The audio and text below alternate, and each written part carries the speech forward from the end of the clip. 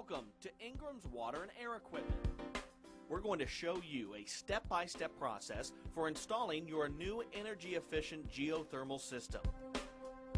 With a little patience, we've found this installation to be fun and very rewarding on the utility bill, as well as receiving a $2,000 tax rebate at the end of the year. The first step of installation is digging a trench at least 6 feet deep. While the trench is being dug, begin making a horizontal loop system with polyethylene plastic pipe. You'll notice that we have a 4x8 sheet of plywood with one 2x2 stood upright 3 feet apart on each side. This allows us to keep a consistent 36-inch loop. You'll need to allow enough pipe to accommodate the length entering the compression fitting header. Once we've determined this length, we start to make the slinky loop with the set marks on the plywood 18 inches apart for the width of each loop. Once the loop is set in place, we use plastic zip ties to hold firmly in place. You must place the loop at least 6 feet deep in the ground, with each trench being at least 8 to 10 feet apart from each other. The track hoe bucket is 3 feet wide, which makes this a good fit for the 3-foot slinky loop.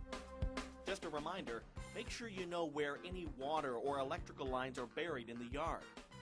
We have estimated a 65-foot trench for 600 feet of slinky loop. This will vary depending on the length of pipe needed to enter the header manifold. Now's the fun part, dropping the completed slinky loop in the trench. You'll need to have a long pole to push the loop in the trench straight.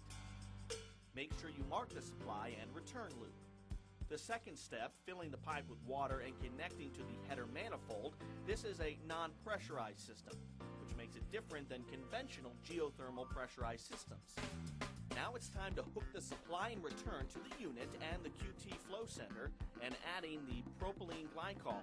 You'll need to kick the power on and start the pump adding water or glycol to the flow center, then hooking the power from the QT flow center to the contactor on the unit. Once you start the unit up, check for any leaks in the header. If you get a leak in the header, no worries. Turn the pump off and adjust the pipe entering the header. Remember, if you have any questions, feel free to call us 24/7 at 1-800-360-1569. Please visit our website at www.betterwayac.com for more information or to purchase a new energy-efficient geothermal system.